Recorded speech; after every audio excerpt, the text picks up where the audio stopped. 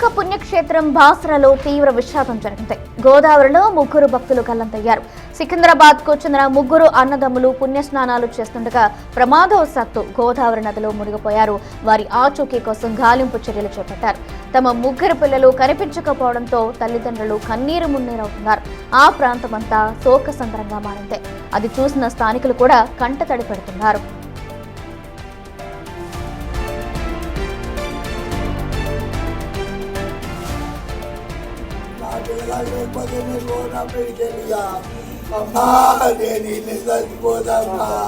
నన్ను కూడా తీసుకుపో అమ్మాయి నీకు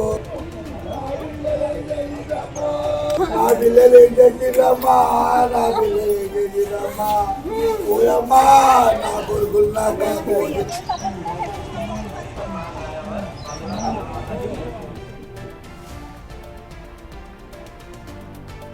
ప్రముఖ పుణ్యక్షేత్రం బాసరాలో తీవ్ర విషాదం జరిగింది. గోదావరిలో ముగ్గురు భక్తులు గల్లంతయ్యారు. రైట్, దీనికి సంబంధించి మరింత సమాచారం మా ప్రతినిధి సాయి కిరణ్ అందిస్తారు. రైట్, సాయి కిరణ్ చెప్పండి, ఈ మధ్య వేసవికాలం వచ్చిందంటే అందరూ బావుల్లోనూ ఇప్పుడు నదుల్లోనూ ఈతకు అనేది వెళ్తూ ఉంటారు. సో అలాంటి దగ్గర అధికారులు తగు జాగ్రత్తలు కూడా తీసుకోవాలి. మరి అక్కడ ఎలా ఉంది పరిస్థితి? వాళ్ళ ఆచూకీ దొరికే అవకాశం ఉందా లేదా? ఏం జరుగుతుంది అక్కడ? టోటల్ అప్డేట్స్ ఏంటి? సౌజన్య, పుణ్యక్షేత్రం బాసరలో తీవ్ర విషాదం చోటు చేసుకుందని చెప్పాలి. ఏదైతే బాసరలో అమ్మవారిని దర్శించుకోవడానికి వచ్చిన భక్తులు పుణ్య స్నానం ఆచరించడానికి అక్కడ గోదావరికి చేరుకున్నారు. వీళ్ళంతా కాచిగూడకు సంబంధించి చెప్పల బజార్కి సంబంధించిన ఇదంతా కుటుంబము. ఈ కుటుంబం మొత్తము ఏదైతే గోదావరి పుష్కర ఘాట్ 2 అంటే రెండవ పుష్కర ఘాట్కు సంబంధించి అక్కడ స్నానం ఆచరించడానికి వెళ్లారు. ఈ ముగ్గురు కూడా అన్నదమ్ములు, ఒకే కుటుంబానికి చెందిన ముగ్గురు అన్నదమ్ములు కూడా రామచందర్, చంద్రశేఖర్, మల్లేష్ కుమార్, వీరు ముగ్గురు కూడా అక్కడ పుణ్య స్నానాలను ఆచరించడానికి వెళ్లి ప్రమాదవశాత్తు లోతుగా ఉన్న ప్రవాహంలో అక్కడ మునిగి గల్లంతైన పరిస్థితి. పూర్తిగా ఈ ప్రవాహంలో గల్లైన తర్వాత పూర్తిగా పోలీసులు మరియు అక్కడ ఉండే రెస్క్యూ టీం పూర్తిగా గాలింపు చర్యలైతే చేపట్టింది. ఈ కుటుంబం మొత్తం ఇక్కడ దర్శనానికి వచ్చింది.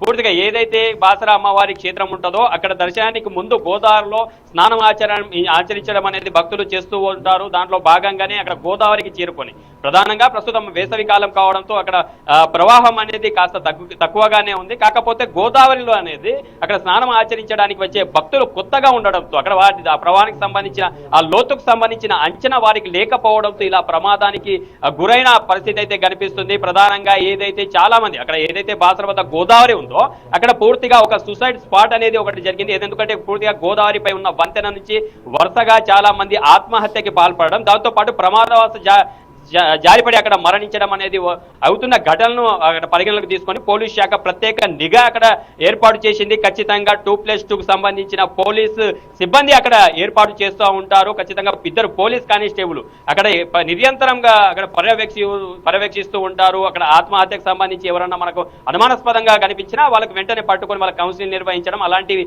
చేపడుతుంటారు.